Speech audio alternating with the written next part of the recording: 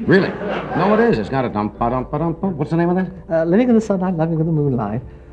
Is that an original? They say fame can be a double-edged sword. One moment, you're adored by millions. The next, you're fighting to stay relevant. And few Hollywood stories are as strange, heartbreaking, and shocking as the rise and fall of Tiny Tim. His name alone sparks curiosity. But what happened behind the scenes is even more unbelievable. A 6-foot-1-inch man with a falsetto voice and a ukulele, he was unlike anything television had ever seen. But while the world laughed and marveled at his bizarre persona, few knew the tragedy that would unravel his life. From a wedding watched by 45 million people to a humiliating downfall that got him banned from TV forever, this is the story they never wanted you to know. Born Herbert Corey on April 12, 1932 in Manhattan, New York City, Tiny Tim's early life was anything but ordinary. The son of immigrant parents, a Lebanese textile worker, and a Polish-Jewish garment worker,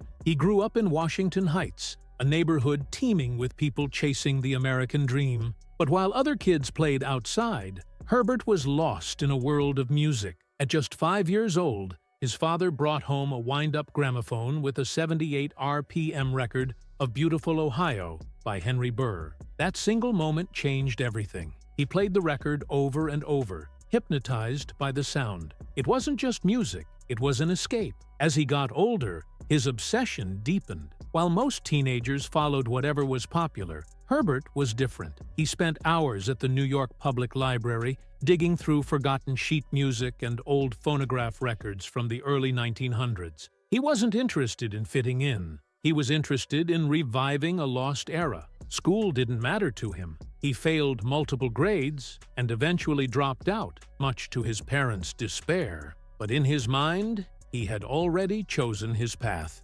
Music was his destiny. Then came the moment that would change his life forever. Inspired by Rudy Vallee, a singer known for his ghostly high-pitched voice, Herbert started experimenting with falsetto. It felt strange at first, but the moment he hit those high notes, it was like something clicked. He later called it a religious experience. His true voice had been found, but a voice alone wasn't enough. He needed a name, an identity, something unforgettable. He tried out different stage names: Larry Love, Derry Dover, Sir Timothy Timms. Nothing stuck. Until in 1960, a manager suggested something simple yet ironic: Tiny Tim. The name, borrowed from the fragile but hopeful character in A Christmas Carol, was the perfect contradiction for a man of his stature. And just like that, Tiny Tim was born. But success didn't come overnight. Before he was a household name, he performed in the strangest corners of New York. He found a home at Hubert's Museum,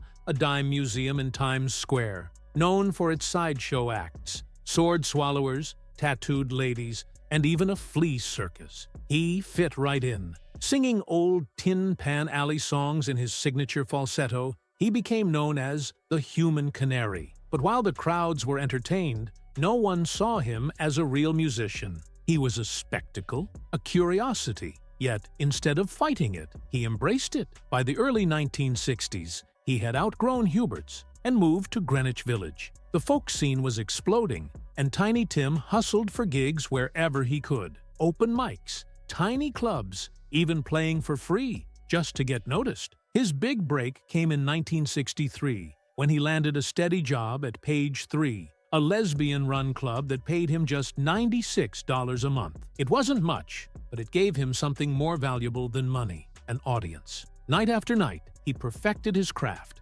mesmerizing crowds with his ability to switch between a deep baritone and an angelic falsetto. Slowly, he was becoming more than just a sideshow act. He was becoming an artist. Then, in 1968, everything changed. Tiny Tim stepped onto the set of Rowan and Martin's Laugh-In, one of the most watched TV shows of the time. No one knew what to expect. Then, with his trademark smile and ukulele in hand, he started singing "Tiptoe Through the Tulips" in his falsetto voice. The audience was stunned. Some laughed, some were mesmerized, but by the time he finished, he had everyone's attention. Overnight, he became a sensation. NBC took notice. He was invited back again and again. That same year, he signed a record deal with Reprise Records, owned by none other than Frank Sinatra. His debut album, God Bless Tiny Tim, was a bizarre yet brilliant mix of vaudeville tunes and forgotten classics. And against all odds,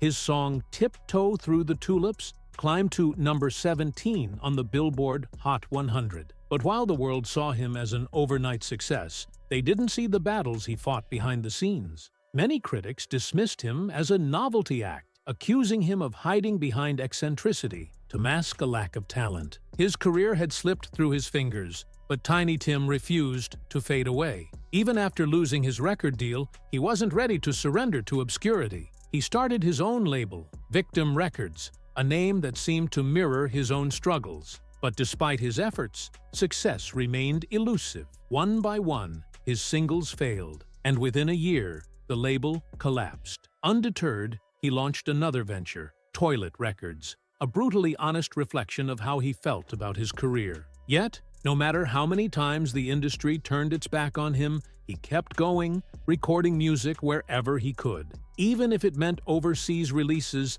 that never made it to the US. By the late 70s, he was performing anywhere that would have him: community centers, high school theaters, and even punk clubs. In a bizarre twist, the very thing that had once made him an oddity now gave him a cult following in the underground music scene. He embraced the chaos, playing with Brave Combo, a Texas polka band, and joining Roy Radin's Vaudeville Revue, a traveling spectacle of forgotten stars and novelty acts. At one point, he even toured with a circus, enduring grueling conditions for the chance to stay in the spotlight. But perhaps his most shocking moment came in 1985 when he released Santa Claus Has Got the AIDS This Year. The backlash was swift. At the height of the AIDS crisis, many saw it as deeply offensive. Tiny Tim insisted it wasn't about the disease, but a reference to an outdated appetite-suppressant candy. No one was convinced. His reputation took another hit.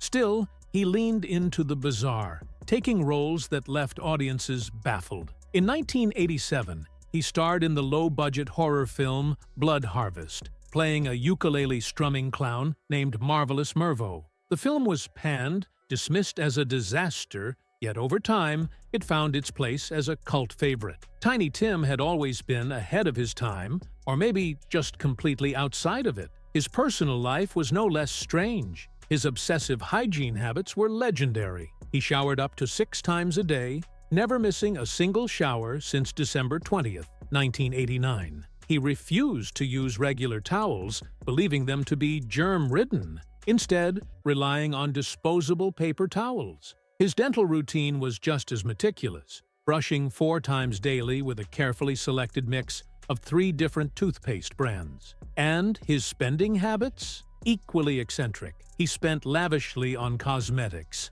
not for vanity, but simply because he adored beauty. He would buy makeup just to feel closer to beautiful women. Some of his indulgences were outright surreal. Once, he ordered every item on a hotel menu, only to arrange the food as an art display before walking away without eating a bite. His love life was just as unconventional. His first marriage, to 17-year-old Miss Vicky, was a spectacle, televised to 45 million viewers on The Tonight Show. The wedding was extravagant, complete with 10,000 imported tulips as a nod to his hit song. But beneath the spectacle, the cracks were already forming. Miss Vicky wanted stability. Tiny Tim wanted the stage. Their marriage unraveled quickly, and by their second anniversary, they were living separate lives. His second marriage, to Jan Alweis, lasted only 6 months. His third, to Susan Marie Gardner, whom he met after she wrote him as a fan,